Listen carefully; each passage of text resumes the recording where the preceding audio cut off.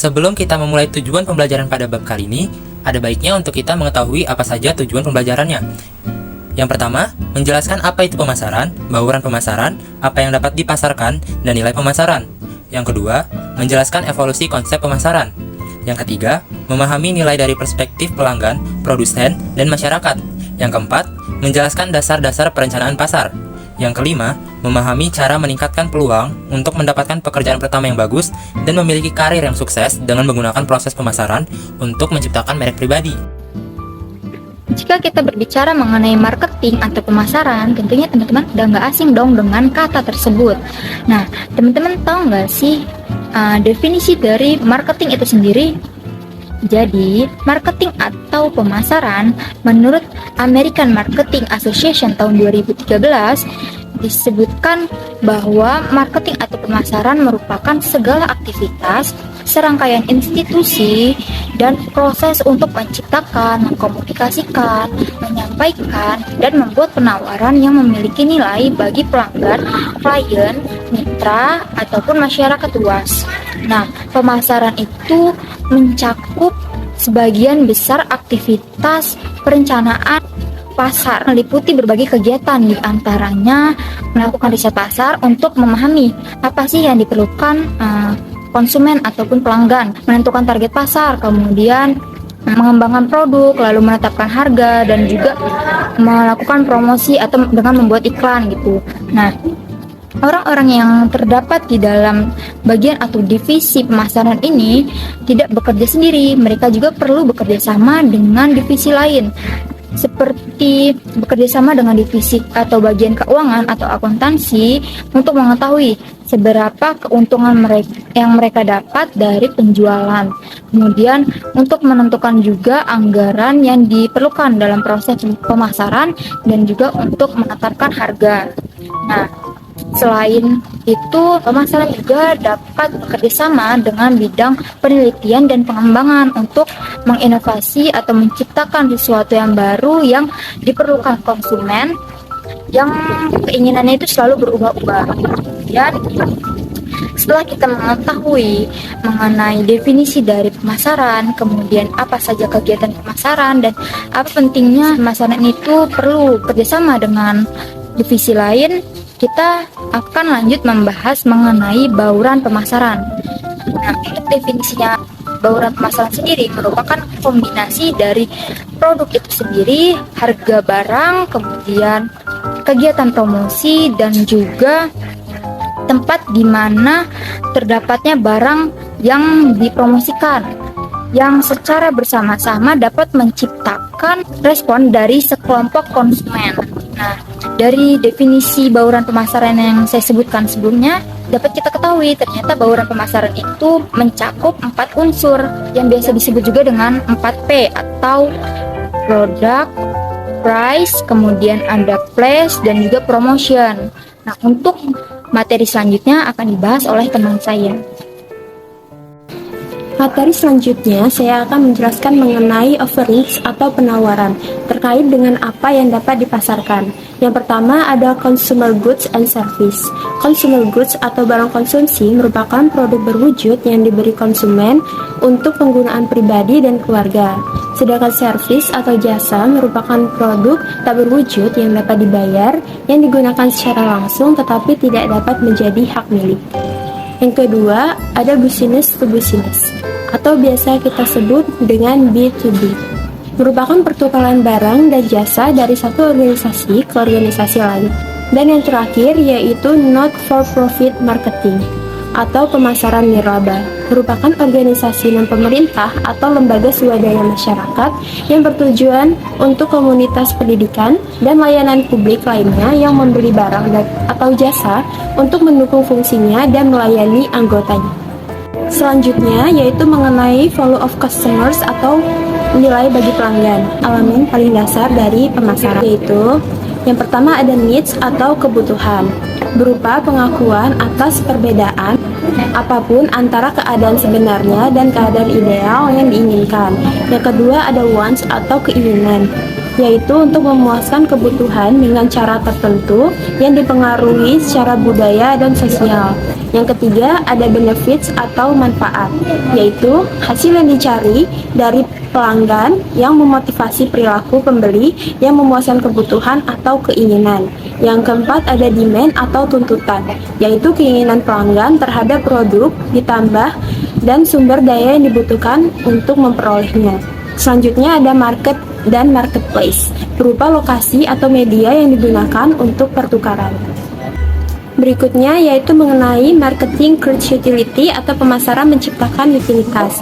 Di awal dijelaskan bahwa pemasaran adalah untuk memberikan nilai bagi pelanggan, sedangkan nilai bagi konsumen adalah rasio manfaat terhadap biaya yang memotivasi pembeli.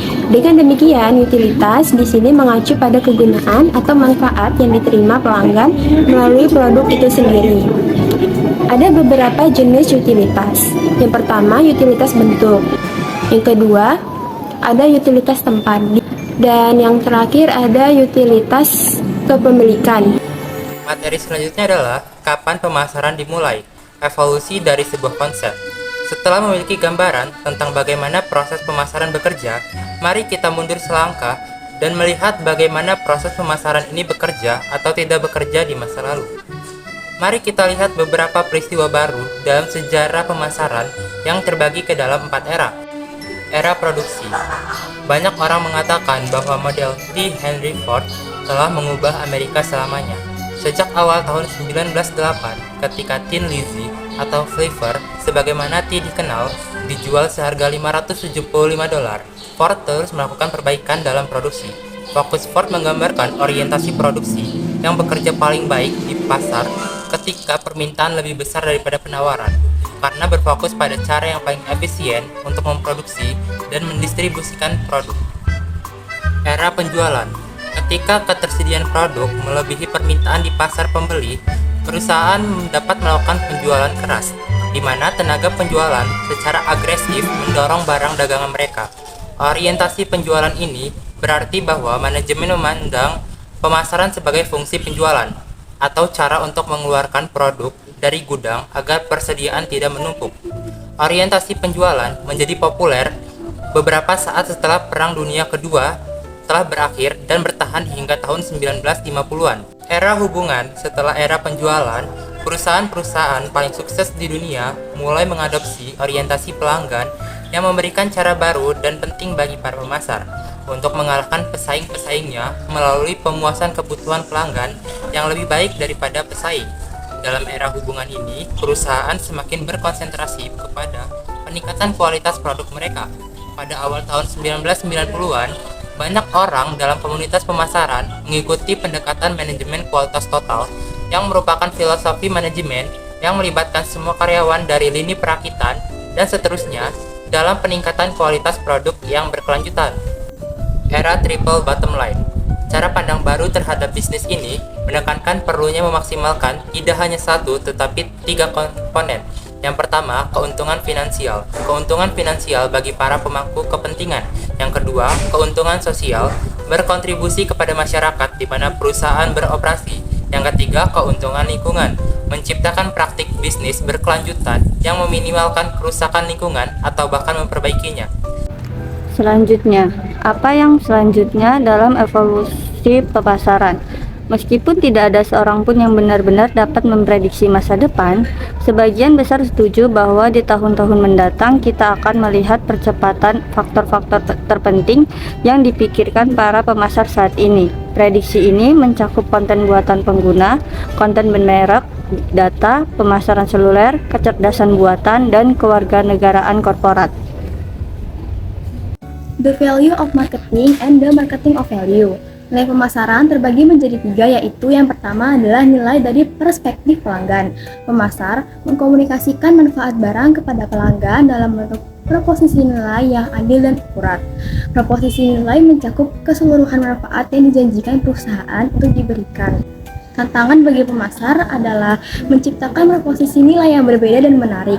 Bagian terbesar dari tantangan ini adalah meyakinkan pelanggan bahwa proposisi nilai produksi mereka lebih unggul dibandingkan dengan proposisi nilai produk lain yang menjadi pesaing. Yang kedua, ada nilai dari perspektif penjual. Nilai dari perspektif penjual dapat dilihat sebagai berikut. Yang pertama, memberikan nilai melalui keunggulan kompetitif, di mana semua jenis perusahaan berusaha memperoleh keunggulan kompetitif dibandingkan pesaing mereka, yang memungkinkan mereka memperoleh penjualan lebih tinggi, laba lebih tinggi, dan juga pelanggan yang lebih banyak. Kemudian, menambah nilai melalui rantai nilai. Rantai nilai adalah serangkaian aktivitas yang terlibat dalam merancang, memproduksi, memasarkan, mengirimkan, dan mendukung produk apapun. Setiap mata rantai memiliki potensi untuk menambah atau menghilangkan nilai dari produk yang pada akhirnya dibeli oleh pelanggan. Nilai yang dihasilkan konsumen ada dua kategori, yaitu yang pertama dari audiens hingga masyarakat. Pembeli sekarang bukan hanya sebagai audiens pasif dan hanya mengkonsumsi barang. Pembeli atau konsumen sekarang mendapatkan nilai melalui media sosial dengan membuat konten mereka sendiri. Contohnya seperti review barang di TikTok atau Instagram, YouTube, dan lain-lain. Nilai-nilai yang dihasilkan konsumen melalui jejaring sosial. Contoh dari nilai melalui jejaring sosial adalah yang pertama platform jejaring sosial, mesin rekomendasi atau sistem komputer, kemudian Voxonomy, lalu kebijakan orang banyak, dan terakhir sumber daya kerumunan. Baik, selanjutnya nilai perspektif dari masyarakat. Nilai perspektif dari masyarakat terhadap pemasaran dapat bervariasi tergantung pada berbagai faktor, termasuk budaya, ekonomi, dan pada sosial. Beberapa faktor yaitu satu, nilai keamanan dan kualitas. Mereka menginginkan produk yang aman digunakan dan sesuai dengan standar kualitas yang dijalankan. Kedua, nilai kejujuran dan etika. Masyarakat menghargai nilai-nilai kejujuran dan etika dalam pemasaran. Mereka ingin melihat praktik pemasaran yang jujur, transparan, dan tidak menyusahkan konsumen serta menghormati hak-hak konsumen. Yang ketiga, kepuasan pelanggan. Masyarakat menilai pemasaran berdasarkan kemampuannya memenuhi kebutuhan dan keinginan pelanggan. Yang keempat, nilai keadilan dan keseimbangan. Masyarakat menginginkan adanya keseimbangan antara kepentingan bisnis dan kepentingan konsumen. Yang kelima, inovasi dan kreativitas. Masyarakat mengharapkan pemasaran yang inovatif dan kreatif dalam menciptakan produk atau layanan baru yang bermanfaat dan relevan bagi mereka. Materi selanjutnya mengenai pemasaran sebagai sebuah proses.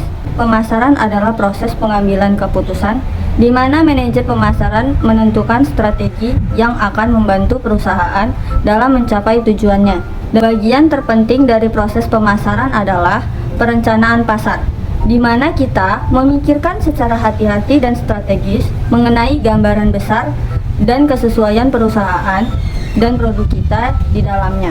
Keputusan pemasaran utama bagi sebagian besar organisasi adalah produk mana yang akan dipasarkan ke konsumen tanpa secara bersamaan mematikan konsumen lainnya. Beberapa perusahaan memilih untuk menjangkau pelanggan sebanyak mungkin sehingga mereka menawarkan barang atau jasa mereka ke pasar massal yang terdiri dari semua kemungkinan pelanggan di suatu pasar tanpa memandang perbedaan kebutuhan dan keinginan spesifik mereka. Perencanaan pasar kemudian menjadi masalah pengembangan produk dasar dan strategi tunggal untuk menjangkau semua orang. Meskipun pendekatan ini hemat biaya, perusahaan berisiko kehilangan pelanggan potensial karena pesaing yang rencana pemasarannya mencoba memenuhi kebutuhan kelompok tertentu di pasar. Segmen pasar adalah sekelompok pelanggan berbeda dalam pasar yang lebih besar yang serupa satu sama lain dalam beberapa hal dan kebutuhannya berbeda dari pelanggan lain di pasar yang lebih besar. Selanjutnya ada pemasaran yang mengganggu. Apa itu pemasaran yang mengganggu? Pemasaran yang mengganggu mengharuskan pemasar terlebih dahulu memahami konsumen, mengidentifikasi apa yang hilang di pasar untuk memuaskan pelanggan, dan melangkah keluar dari kebiasaan. Pemasaran yang mengganggu berarti menjungkirbalikkan aturan pemasaran yang ada, mengubah cara pandang pelanggan tidak hanya terhadap perusahaan dan merek, namun juga terhadap industri secara keseluruhan. Harvard Business Review mendefinisikan marketing sebagai suatu proses di mana perusahaan yang lebih kecil dengan sumber daya yang lebih sedikit mampu mencapai kesuksesan sepenuhnya menantang bisnis-bisnis yang sudah mapan. Pemasaran yang mengganggu menggantikan sesuatu yang sudah mapan, seperti memenuhi kebutuhan dengan produk yang benar-benar baru yang tidak dapat diisi oleh produk yang sudah ada. Ini tentang melakukan sesuatu yang berisiko dan baru dalam memasarkan merek. Jika merek lain mencoba melakukan hal yang sama, mereka akan ditolak oleh konsumen. Baik, selanjutnya merek atau brand dapat menjadi kerangka yang kuat untuk memulai karir di bidang manajemen pemasaran. Merek merupakan identitas yang unik dan membedakan suatu produk, layanan, atau perusahaan dari pesaingnya. Di dalam industri yang kompetitif, membangun dan mengelola merek yang kuat menjadi sangat penting. Menerapkan konsep pemasaran pada brand. Menerapkan konsep pemasaran pada brand atau merek adalah langkah penting untuk mengoptimalkan keberhasilan dan pertumbuhan brand. Ada 3 konsep pemasaran yang dapat diterapkan, yaitu pemasaran adalah tentang memenuhi kebutuhan, di mana konsep pemasaran yang paling mendasar adalah orientasi pada konsumen, yaitu memfokuskan upaya pemasaran pada pemahaman dan pemenuhan kebutuhan konsumen. Selanjutnya, pemasaran adalah tentang menciptakan utilitas, di mana pemasaran ini membantu memenuhi kebutuhan konsumen dengan cara yang lebih efektif dan efisien. Perusahaan juga harus memahami kebutuhan dan keinginan pelanggan agar dapat mengidentifikasi peluang untuk menciptakan utilitas tambahan yang menunjang baik bagi pelanggan maupun perusahaan itu sendiri. Selanjutnya, pemasaran adalah tentang hubungan pertukaran. Dalam memasarkan barang atau jasa, hubungan pertukaran terjadi ketika pemasar menukarkan barang atau jasa tersebut dengan sejumlah uang. 1 bulan yang lalu, terjadi suatu permasalahan dalam dunia pemasaran yang melibatkan seorang owner UMKM dengan produknya yang berupa salad buah, di mana dalam pemasaran produknya, UMKM tersebut mereview produk milik kompetitor yang sama dengan produknya. Permasalahan tersebut melibatkan owner Chinese Food yang melakukan promosi, namun dengan cara menjatuhkan kompetitornya yakni Saladnyo. Kejadian tersebut bermula ketika owner Chinese Food mengunggah video reviewnya terhadap Saladnyo melalui sebuah platform digital, yang kemudian video tersebut menjadi trending topik pada pencarian. Sayangnya, niat ingin mempromosikan dan memberitahu konsumen bahwa produknya lebih baik dari produk kompetitor malah berujung pada menjatuhkan usahanya sendiri. Hal ini karena ketidaketisan pelaku usaha tersebut yang bersaing dengan cara yang tidak benar. Karena banyaknya orang yang ikut menilai produknya, membuat owner Chinese Food semakin geram karena produknya dinilai tidak baik. Namun bukannya memperbaiki kualitas produknya, owner Chinese Food malah mencoba menghubungi dan mengunjungi orang yang mereview produknya untuk dimintai penjelasan mengapa dia mengatakan hal tersebut. Setelah kejadian tersebut, diketahui pula bahwa bahan-bahan yang digunakan oleh Chinese Food bukanlah bahan yang berkualitas dan kurang menarik. Lalu proses pembuatan yang dinilai kurang higienis. Dari kejadian tersebut, akhirnya banyak konsumen yang beralih pada Saladnyo.